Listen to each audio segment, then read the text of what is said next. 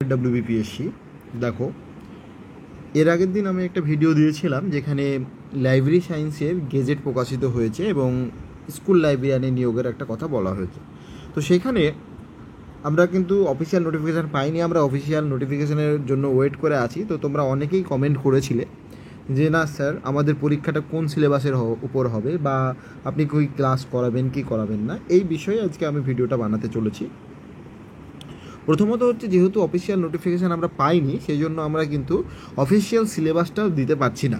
কিন্তু যারা পড়াশোনা শুরু করতে চাইছো তারা কি সিলেবাসের উপর পড়াশোনা করবে, তাই আমরা প্রিভিয়াস ইয়ারের যেমন পরীক্ষা হয়েছে বা অন্য স্টেটের যেরকম পরীক্ষা হয়, আদারওয়াইজ রুরাল লাইব্রেরি যে পরীক্ষা হলো সেই অনুযায়ী আমরা একটা সিলেবাস, মানে তোমাদের পড়ার জন্য যেগুলো উপকারী হতে পারে বলে আমরা একটা সিলেবাস প্রোভাইড করেছি।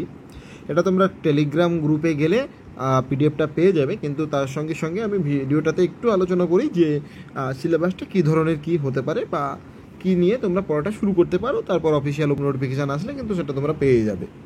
তো দেখো, আমরা এগুলোকে মানে পুরো লাইব্রেরি সায়েন্সের যে সিলেবাসটা আছে সেটাকে আমরা 10টা ভাগে ভাগ করেছি, 10টা ইউনিটে ভাগ করেছি। যেখানে ইউনিট ওয়ানের মধ্যে আসছে লাইব্রেরি ইনফরমেশন অ্যান্ড সোসাইটি, এটা ইউনিট ওয়ানের ভিতরে আমরা কী কী পড়বো। ইউনিট ওয়ানের ভিতরে আমরা দেখব যে definition of library definitions, informations, ডকুমেন্টেশনস, knowledge, এই জিনিসগুলো আমরা পুরো সিলেবাসটা তোমাদেরকে আমি তুলে ধরেছি। মোটামুটি যেগুলো ইম্পর্টেন্ট টপিক আমি সেগুলোই বলবো এখানে। যেমন হচ্ছে লাইব্রেরি মুভমেন্ট ইন ইন্ডিয়া, ভারতে এর আগে কী কী গ্রন্থাগার আন্দোলন হয়েছে সেই বিষয়টা তোমাদেরকে জানতে হবে, এবং হিস্ট্রি অফ লাইব্রেরি তোমাদের জানতে হবে। ইতিহাসে মানে লাইব্রেরি সায়েন্সের বা লাইব্রেরির যে ইতিহাস, কবে নালন্দা বিশ্ববিদ্যালয় হয়েছিল, কবে আলেকজান্দ্রিয়া বিশ্ববিদ্যালয় নয় লাইব্রেরি হয়েছিল, ইম্পেরিয়াল লাইব্রেরি কবে হয়েছিল, হ্যাঁ, বা ভারতের ন্যাশনাল লাইব্রেরি, ইম্পেরিয়াল লাইব্রেরি থেকে ন্যাশনাল লাইব্রেরির মানে কীভাবে হলো, এই যাবতীয় জিনিসগুলো তোমাদেরকে একটু জানতে হবে।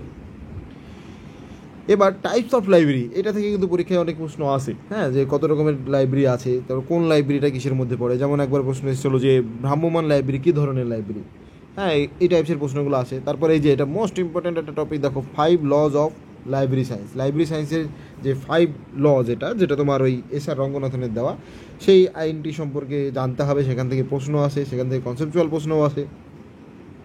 আরও যেগুলো আছে সেগুলো তোমরা দেখবে, পিডিএফ তো আমি তোমাদেরকে দিয়েই দেবো।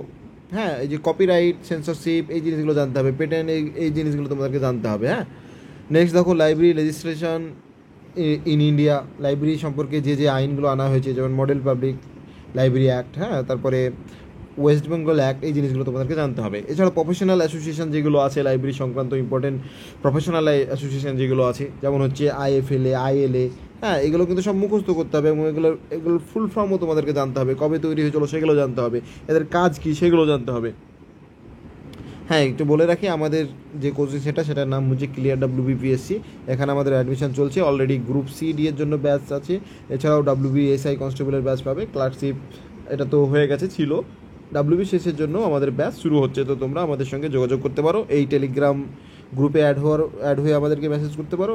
আর আমাদের যে ইউটিউব চ্যানেলটা সেটা তো তোমরা জানো, এখানে লিঙ্ক দেওয়া আছে, সাবস্ক্রাইব করে আমাদের সঙ্গে থাকবে। তাহলে ইউনিট 1 তোমরা দেখতে পেলে। এবার ইউনিট 2 যদি দেখো, ইউনিট 2 এর ক্ষেত্রে লাইব্রেরি ম্যানেজমেন্ট এবং অ্যাডমিনিস্ট্রেশনের সংখ্যাটা বলা আছে, লাইব্রেরি ম্যানেজমেন্ট অ্যান্ড অ্যাডমিনিস্ট্রেশন। এখান থেকে আমরা কী কী পড়বো, মেন পড়বো হচ্ছে প্রিন্সিপাল অফ ম্যানেজমেন্টের যে প্রিন্সিপালগুলো আছে সেগুলো তোমাকে জানতে হবে। যেমন হচ্ছে নির্বাচন, অর্ডার, প্রক্রিয়াকরণ, বাতিলকরণ, এগুলো পড়তে হবে। আর এই টার্মগুলো তোমাদেরকে জানতে হবে, এগুলো সম্পর্কে তোমাদেরকে পড়াশোনা করতে হবে। লাইব্রেরি কমিটি, লাইব্রেরি সংক্রান্ত বিভিন্ন কমিটি এবং যে রুলসগুলো এসেছে সেগুলো তোমাদেরকে জানতে হবে। হ্যাঁ, এছাড়াও অফিস ম্যানেজমেন্ট কীভাবে করা হয়, ফিনান্সিয়াল ম্যানেজমেন্ট কীভাবে করতে হয় একটা লাইব্রেরির, হ্যাঁ, তারপরে তোমার অ্যাকুইজিশন প্রসেসটা জানতে হবে। এছাড়াও লাইব্রেরি বাজেট, এই যে বাজেটগুলোকে তোমাকে জানতে হবে, ঠিক আছে। আর library statistics annual report, library standard, BIS, ISO, তারপরে লাইব্রেরি মেনটেন্যান্স, এগুলো তোমাদেরকে সবই জানতে হবে। লাইব্রেরি মেনটেন্যান্সের ভিতরে রক্ষণাবেক্ষণের ভিতরে সেলভিং, স্টক ভেরিফিকেশান, প্রিজার্ভেশন, কী জিনিস দেখো, তোমাদের বড় প্রশ্ন তো আসবে না, আসবে তোমাদের MCQ। সেক্ষেত্রে কী করতে হবে, এইগুলো রিলেটেড MCQ তোমাদেরকে পড়ে রাখতে হবে, যাতে এর আগের বছর কিন্তু MCQ টাইপসের প্রশ্ন হয়নি। এর আগে কিন্তু 2 মার্ক করে প্রশ্ন থাকতো, 30টা প্রশ্ন থাকতো, হ্যাঁ, 30 × 60 এরকম কিছু একটা ছিল। তো সেটা তোমাদের লিখতে হতো। এবার কিন্তু পুরোটাই OMR বেসড এক্সাম হবে, তেমনটাই গেজেটে বলা আছে। তো সেক্ষেত্রে তোমাদের সুবিধাটা কি, সুবিধা হচ্ছে তোমাদেরকে এমসিকিউ প্রিপারেশন করলেই হবে। বেস যে ক্যাটালগিং বা এইসবে যে প্র্যাকটিক্যাল ছিল সেগুলো তোমাদের খুব একটা প্রয়োজন হবে না, বা ব্রড ভিত্তিক তো প্রশ্ন আসবে না। তো এই হচ্ছে ইউনিট 2। ইউনিট 3-তে আমরা ক্লাসিফিকেশান সম্পর্কে পড়বো। দেখো ক্লাসিফিকেশান এটা ইম্পর্টেন্ট একটা চ্যাপ্টার, এটা ইম্পর্টেন্ট ইউনিট বলতে পারো। তো দেখে নেবে সিলেবাসটা, আমি আর বলছি না, অনেক বড় হয়ে যাবে। ক্লাসিফিকেশানে DDC, UDC, colon classification, DDC আর ক্লোন এটা বেশি ইম্পর্টেন্ট। হ্যাঁ, বিভিন্ন যে নিয়মগুলো আছে, হ্যাঁ, সেগুলো তোমাদেরকে অবশ্যই জানতে হবে। আর call number, book number, collection number, কী জিনিস কীভাবে করা হয়, কোলন ক্লাসিফিকেশান কীভাবে করা হয়, ডিডিসি কীভাবে করা হয়, এই যাবতীয় জিনিস তোমাদেরকে কিন্তু জানতে হবে। এখান থেকে কিন্তু প্রশ্ন আসবে পরীক্ষায়। হ্যাঁ, এইটা ইম্পর্টেন্ট একটা চ্যাপ্টার। ক্লাসিফিকেশান, ক্যাটালগিং, এই দুটোই ইম্পর্টেন্ট চ্যাপ্টার লাইব্রেরির ক্ষেত্রে। তোমরা জানো এগুলো, যারা লাইব্রেরি করে এসছো, লাইব্রেরি নিয়ে পড়ে এসছো, তোমরা জানো এগুলো থেকে তোমাদেরকে কিন্তু ইন ডিপ আলোচনায় একটু পড়াশোনা করতে হবে। ঠিক আছে, যেমন AACR2 এই জিনিস জানতে হবে তোমাদেরকে। হ্যাঁ, আমি আর এগুলোতে টাইম নষ্ট করছি না, আমি দেখিয়ে দিচ্ছি পুরোটা। দেখো কম্পিউটারাইজ ক্যাটালগিং, স্ট্যান্ডার্ড মানদণ্ড কীভাবে, কাদের কোন অনুযায়ী কীভাবে করতে হয়, এগুলো তোমরা জানো। তোমরা না জানলে এগুলো একটু পড়বে, এগুলো থেকে প্রশ্ন আসবে পরীক্ষায়। এবার information source and service and system, এখানে তোমরা দেখো ডকুমেন্টারি, নন ডকুমেন্টারি, অনলাইন রেফারেন্সগুলো কী কী হতে পারে। যেমন হচ্ছে ডকুমেন্টারি ক্ষেত্রে dictionary, encyclopedia, yearbook, gazette, atlas, bibliography, index, তারপরে অ্যাবস্ট্রাক্ট। দেখো এনসাইক্লোপিডিয়া কত রকমের হয়, এগুলো থেকে কিন্তু তোমাদের প্রশ্ন আসে। নন ডকুমেন্টারি এগুলো কি, সোর্সেসগুলো কী কী হতে পারে। তারপর অনলাইন সোর্স যেমন গুগল, উইকিপিডিয়া, এই যাবতীয় জিনিস তোমাদেরকে কিন্তু এগুলো কিন্তু পড়ে নিতে হবে। ঠিক আছে, এগুলো পড়ে নিতে হবে। এই রিলেটেড এমসিকিউ তোমাদেরকে সলভ করতে হবে। এমসিকিউ এর ক্লাস আমি হয়তো তোমাদেরকে প্রোভাইড করবো, কিন্তু এই মুহূর্তে আমি পেড কোনো ব্যাচ লঞ্চ করতে পারছি না, হয়তো বা করতে পারছি না। তো এমসিকিউ তোমাদেরকে সাপোর্টিভ, আমরা এমসিকিউ হয়তো চ্যাপ্টার ওয়াইজ দিতে পারি এটা, বাট তোমরা আমাদের চ্যানেলটা সাবস্ক্রাইব করে রাখো। লাইব্রেরি রিলেটেড আপডেট বা তোমাদের ইম্পর্টেন্ট কিছু প্রশ্ন তো আমরা প্রোভাইড করবোই। এছাড়াও কম্পিউটার, এই যে ইউনিট 6, এখানে কম্পিউটার এবং লাইব্রেরি অটোমেশন, এই জায়গাটা থেকে কম্পিউটারের এই চ্যাপ্টারগুলো থেকে কিন্তু প্রশ্ন আসে। অপারেটিং সিস্টেম, দেখো ডস, উইন্ডোজ, লিনাক্স সম্পর্কে সাধারণ জ্ঞান রাখতে হবে। কম্পিউটার নেটওয়ার্কিং, সেক্ষেত্রে বলতে পারো ল্যান, ইন্টারনেট, এই যাবতীয় জিনিসগুলো। কোহা বা এই যাবতীয় যে সফটওয়্যারগুলো আছে সেগুলো তোমাদেরকে একটু জানতে হবে। যেমন হচ্ছে এই যে কোহা, লিবসিস, সৌল, এসব এগুলো জানতে হবে। এছাড়াও বারকোড। হ্যাঁ, তারপরে দেখো ইউনিট 7-এ আমরা রিসার্চ মেথোডোলজি এবং স্ট্যাটিস্টিক্সের ব্যাপারে জানতে হবে। এগুলো দেখো, আর বলছি না, বললে অনেক ভিডিও বড় হয়ে যাবে। যে মিন, মোড, মিনিয়ান, এই জায়গাগুলো তোমরা একটু দেখবে।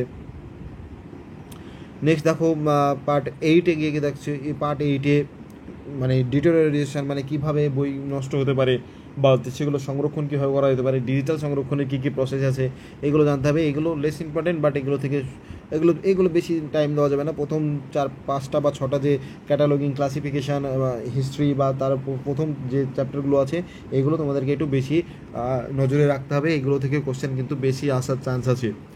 আর এই যে জেনারেল নলেজের লাইব্রেরি রিলেটেড যে জেনারেল নলেজ আছে, এইগুলো থেকে কিন্তু পরীক্ষায় আসবে।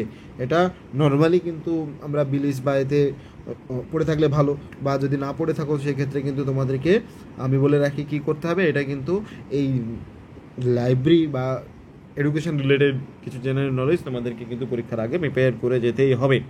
নেক্সট আমরা দেখবো ইউনিট 10-এর ক্ষেত্রে আমরা দেখবো কারেন্ট ট্রেন্ড ইন এলআইএস। দেখো নতুন যে ট্রেন্ডগুলো আসছে, এগুলো জাস্ট একটু জেনে যাবে যে এই সফটওয়্যারগুলো কী কী কাজে লাগছে, প্ল্যাটফর্মগুলো কীভাবে কাজ করছে, চ্যাটবোর্ডস কীভাবে কাজ করছে, জাস্ট এগুলো অল্প অল্প করে জেনে যাবে। তো বেশি ইম্পর্টেন্ট যে চ্যাপ্টারগুলো সেগুলো হচ্ছে একদম প্রথম দিকের 5-6টা চ্যাপ্টার তোমাদেরকে খুব ইম্পর্টেন্টভাবে দেখতে হবে। আমি তো তোমাদেরকে বলে দিলাম কোনগুলো বেশি ইম্পর্টেন্ট। এছাড়াও আর পরবর্তীতে আরও ভিডিও আসবে যেগুলোতে তোমরা আরও ডিটেলস পাবে। তো আজকের ভিডিও এইটুকুই। আর অফিসিয়াল নোটিফিকেশান আসলে এই থেকে যদি কিছু কাটছাট হয়, আশা করি এর সঙ্গে কিছু অ্যাড হবে না, কিন্তু কিছু কাটছাট হতে পারে, যেগুলো বাদ যাবে সেগুলো কিন্তু আমরা তোমাদেরকে নেক্সট ভিডিওতে আলোচনা করে দেবো অফিসিয়াল নোটিফিকেশান আসার সঙ্গে সঙ্গে।